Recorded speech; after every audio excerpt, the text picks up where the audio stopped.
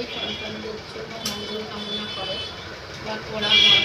তো আমাদের তো যে কোনো একটা কারণে বন্ধুরা আমি তো করতে পারছি না, কারণ আমাদের কাকা শ্বশুর মারা গেছেন, তার জন্য আমাদের করা যাবে না, কাল অসুজ হয়ে যায়। তো সেই জন্য যেহেতু আমরা কেন হিন্দু ধর্মে আমরা সকলেই একটা মানি, তাই জন্য আমি আমার ঘরের যে পুজো নিত্যদিনের সেটা তো করতেই হয়, সেই জন্য আমি এইভাবেই পুজোটা দিচ্ছি, এইভাবেই করছি, ঘরে যেরকম করতে হয় সেই নিয়মেই করছি।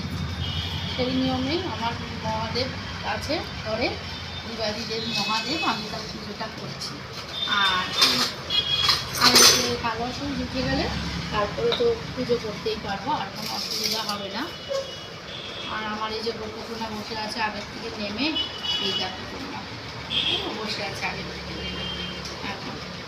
আর এই যে আমি এখন মহাদেবের সব কিছু প্রায় গুছিয়ে নিয়েছি, এবার আমি স্নান করাবো, স্নান করিয়ে তারপরে মহাদেবকে ঠান্ডা করবো। আর নীলের ঘরে বাতি তো আমি নিতে পারবো না, বাতিটা মেন, কিন্তু বাতিটা দেওয়া যাবে, সেই জন্য একটু ঠাকুরকে যেভাবে নিত্যদিন পুজো করি সেইভাবেই করবো।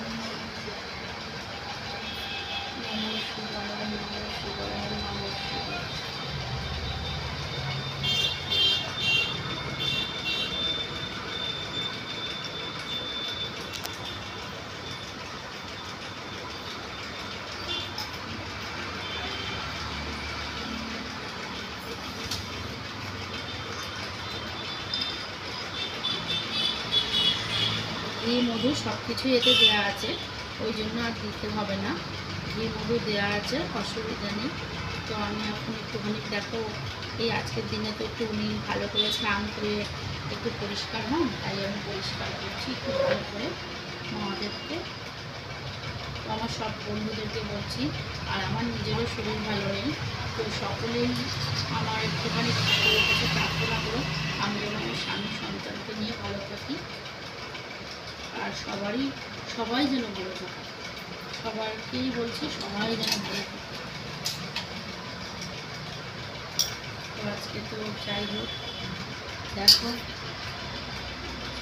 আজকের দিনটা মায়েদের কাছে খুব গুরুত্বপূর্ণ দিন, যেহেতু সব মায়েরাই আজকের দিনে সব মায়েরাই সন্তানের সুকামনা করে, সুবাসনা করে, সন্তান যাতে ভালো থাকে, আমরা মায়েরা সেটাই চাই।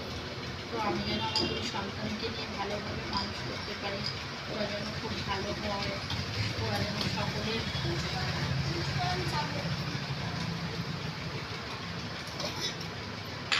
আমি এখন পুরো করে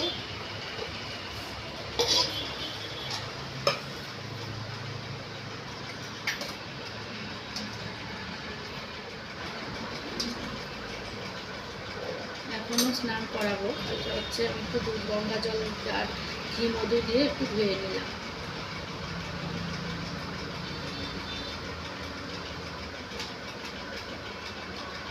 ঠিক আছে বন্ধুরা, তাহলে তোমাদের আবার পরে আর যা কিছু করবো তোমাদেরকে দেখাবো। আর তোমরা সবাই ভালো থেকো, সুস্থ থেকো। আজ নীল ষষ্ঠী, আমি মায়ের তরফ থেকে বলছি আমার সব সন্তানরা যেন খুব খুব খুব ভালো থাকে, আর আমার সব মায়েরা যেন আমার জন্য কামনা করে যে আমি যেন খুব ভালো থাকি, সুস্থ থাকি।